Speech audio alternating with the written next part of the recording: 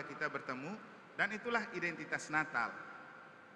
Tapi jangan lupa Bapak Ibu, kelahiran Yesus itu open house, yang di dalamnya ada open heart.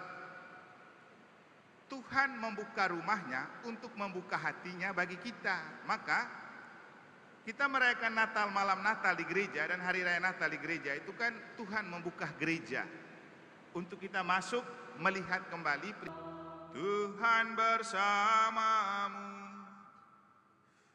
dan bersama rohmu. Inilah Injil suci menurut Matius.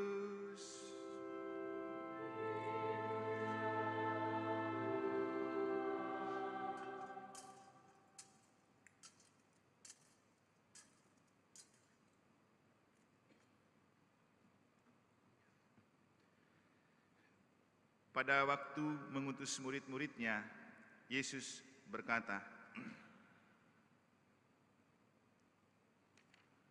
"Waspadalah terhadap semua orang, sebab ada yang akan menyerahkan kamu kepada majelis agama dan mereka akan menyesah kamu di rumah ibadatnya. Karena aku, kamu akan digiring ke muka para penguasa dan raja-raja sebagai suatu kesaksian bagi mereka dan bagi orang-orang yang tidak mengenal Allah. Apabila mereka menyerahkan kamu, janganlah kamu khawatir akan bagaimana dan akan apa yang harus kamu katakan, karena semuanya itu akan dikaruniakan kepadamu pada saat itu juga. Karena bukan kamu yang berbicara, melainkan Roh Bapamu. Dialah yang akan berbicara dalam dirimu. Orang akan menyerahkan saudaranya untuk dibunuh.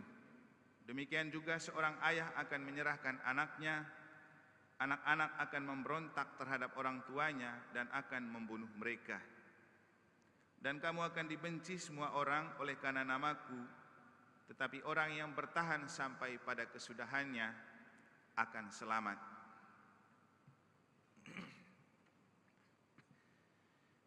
Demikianlah sabda Tuhan. Terpujilah Kristus.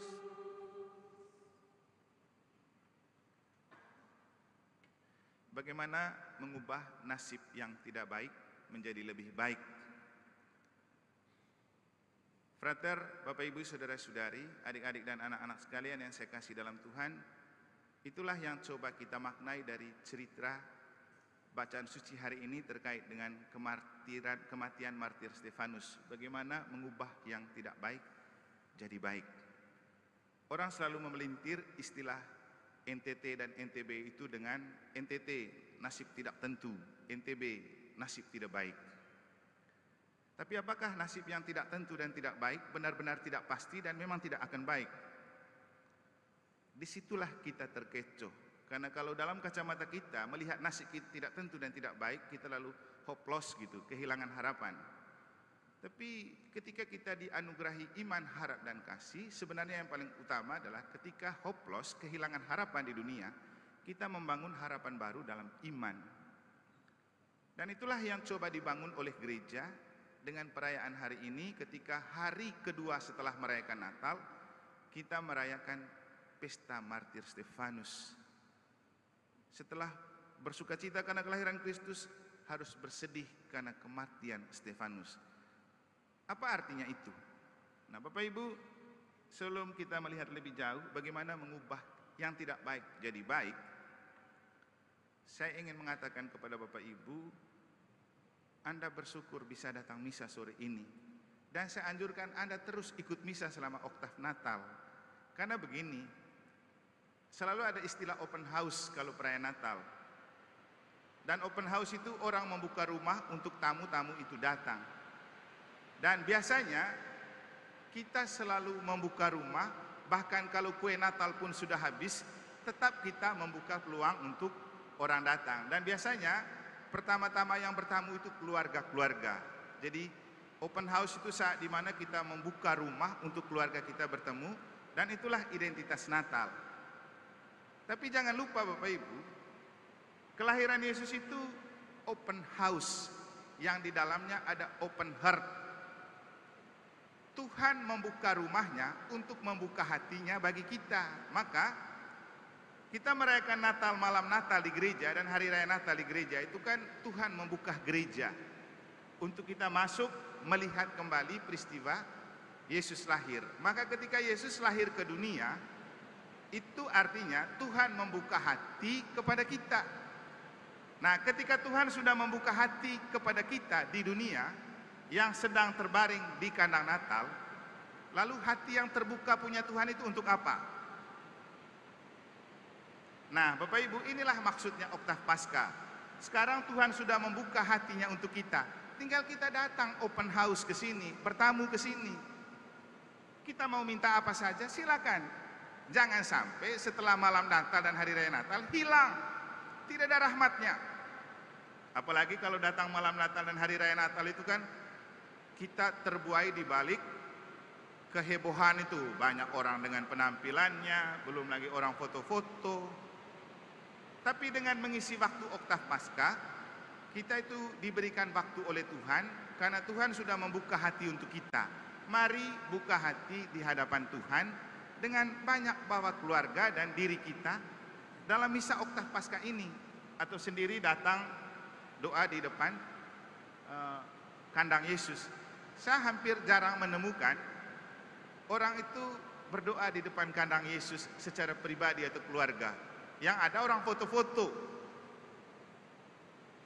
Bolehlah saat hari raya kita foto-foto karena momen juga. Tapi setelah itu jangan sampai Anda hilang, tidak ke gereja lagi. Setelah itu datang berdoa. Nah, kita ini kan bersyukur saya rasa. Walaupun hujan lebat, nasib tidak baik, tapi kalau kita menerobos dengan percaya pada roh Tuhan, nanti kehadiran kita akan membuat Tuhan mengubah nasib kita lebih baik lagi kan. Artinya, kalau kita tidak datang kan kita tidak paham apa itu Oktav Natal. Padahal Oktav Natal itu 8 hari setelah kelahiran Yesus, yang ada banyak cerita di dalamnya, mengandung rahmat yang banyak untuk kita. Rahmat apa Bapak Ibu? Pertama, ketika kita lahir pasti ada mati. Nah, bagaimana kita memaknai kematian? Itu yang kita rayakan dalam hari pertama hari ini. Yang kedua, besok kita merayakan pesta Rasul Yohanes, orang yang sangat dekat dengan Yesus. Nah, apa maknanya untuk kita? Hari ketiga kita merayakan martir kanak-kanak, anak-anak yang dibunuh tanpa salah, dan banyak anak-anak yang dibunuh tanpa salah di zaman ini. Bagaimana kita menghargai mereka? Dan itu kenyataan yang ada di setiap keluarga. Nanti setelah itu ada pesta keluarga kudus. Pesta keluarga kudus. Jadi itu rentetan, dan masih ada lagi sampai dengan 8 hari setelah perayaan Natal. Jadi sekarang ini open heart-nya Tuhan, di mana Tuhan sudah membuka hati untuk silakan kita berbicara di depan Tuhan yang sudah terbaring di palungan. Maka jangan hanya datang merayakan Natal di malam Natal dan hari raya Natal. Mari ikut rentetannya. Kenapa saya bilang seksi liturgi? Misa itu dimeriahkan. Kenapa? Kita mau bagi-bagi rahmat Natal.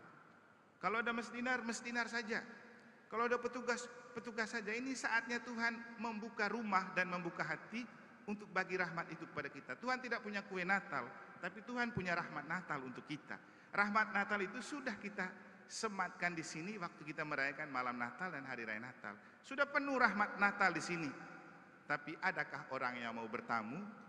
Nah, itu orang yang ikut misa seperti inilah orang yang sedang bertamu di rumah Tuhan. Kita mencicipi kue Natal yang diberikan oleh Tuhan berupa rahmat. Rahmat itu banyak makna yang dapat kita petik dari cerita-cerita yang ada di kitab suci. Macam hari ini ceritanya bagaimana mengubah nasib tidak baik menjadi baik.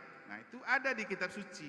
Dalam Injil kita mendengar bagaimana penginjil Matius berbicara tentang kalau kamu disesah, disakiti, dicaci maki, diolok-olok, dibenci, dan kamu berada dalam sebuah kondisi yang tidak mengenakan, pakai kesempatan itu untuk bersaksi. Nah, ini Bapak Ibu, situasi dan kondisi yang tidak baik justru diminta Allah untuk dipakai kita bersaksi. Nah, kita kalau melihat kondisi tidak baik, sudah tidak ada harapan lagi untuk kita perbaiki. Tapi pakai kesempatan itu bersaksi. Yang penting biarkan Roh Kudus itu menjiwaimu.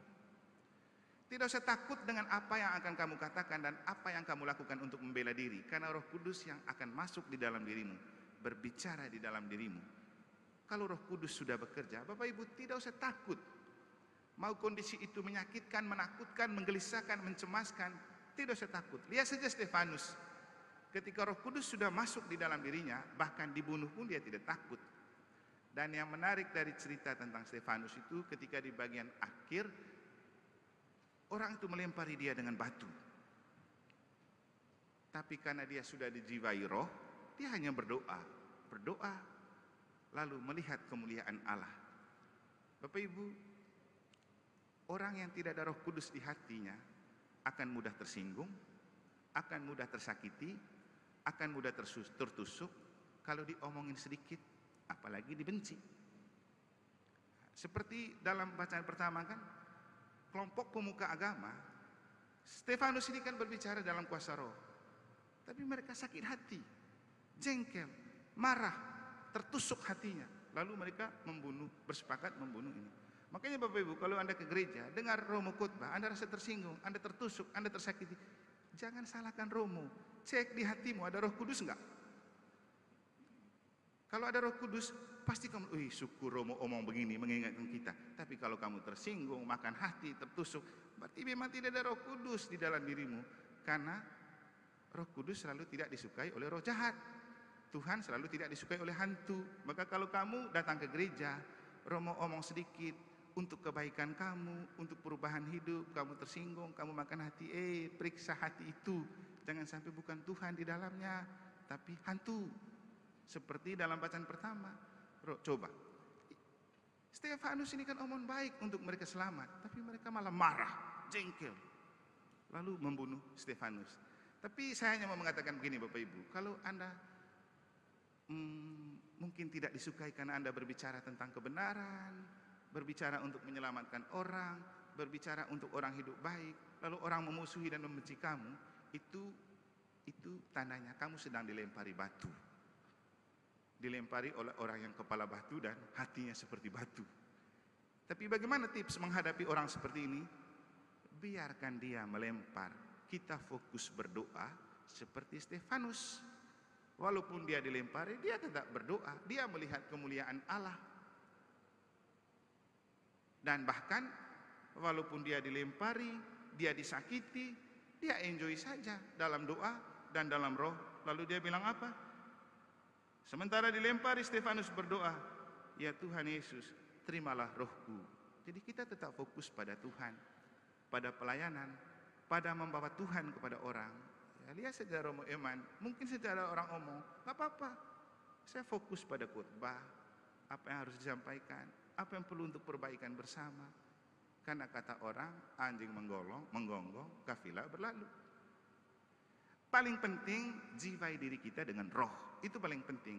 Supaya kalau roh menjiwai diri kita tidak takut kepada apapun, ocehan, komentar, kebencian, mungkin apapun yang dilakukan orang untuk menyakitkan kita. Dan kalau roh sudah bekerja dan berbicara di dalam diri kita, apapun bentuk nasib tidak baik akan diubah lebih baik oleh Tuhan. Bapak Ibu bisa lihat, mungkin ada orang yang bercerita tentang kejelekan Anda, keburukan Anda, karena dengar kata orang. Tapi jangan menggantungkan kebahagiaanmu pada apa komentar dan penilaian orang. Tetap fokus berdoa, tetap fokus melayani. Karena kalaupun mungkin di kacamata orang kita tidak baik dan tidak baik-baik saja, oleh doa dan Roh Kudus yang tidak baik itu menjadi baik.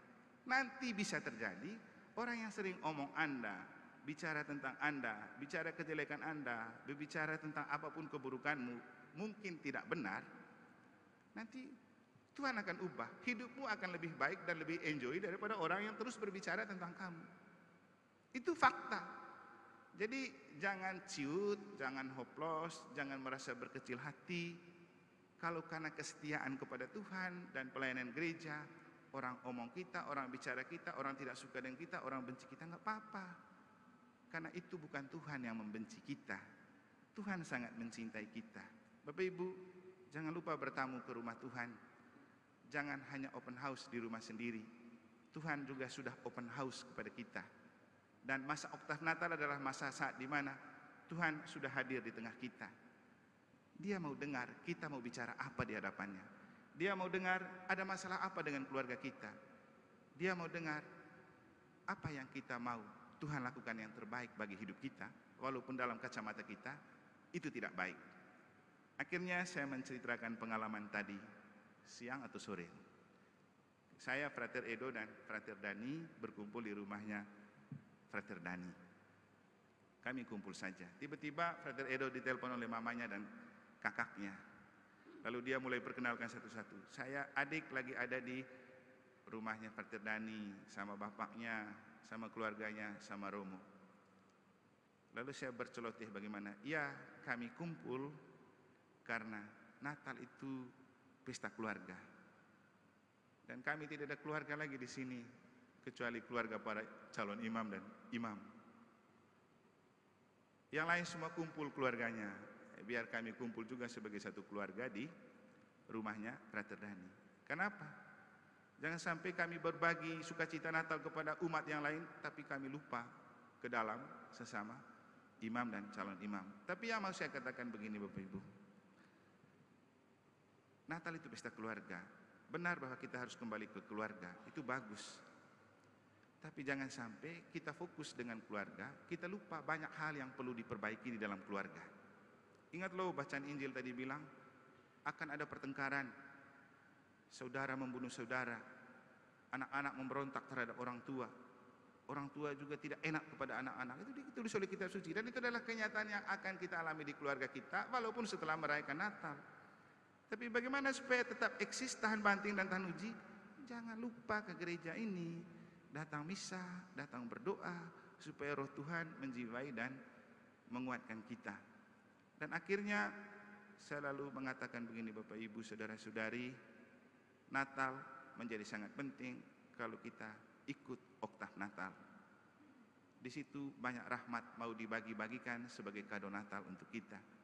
Semoga kamu tidak kapok ikut misa oktav Natal yang kita mulai pada hari ini. Besok-besok datang lagi. Jangan hanya rajin bersilaturahmi ke rumah saudara dan tetangga, tapi bersilaturahmilah ke rumah Tuhan. Karena Tuhan akan mengubah NTB yang berarti nasib tidak baik menjadi nasib yang terbaik kalau kita membiarkan Tuhan bekerja di dalamnya. Semoga Tuhan memberkati.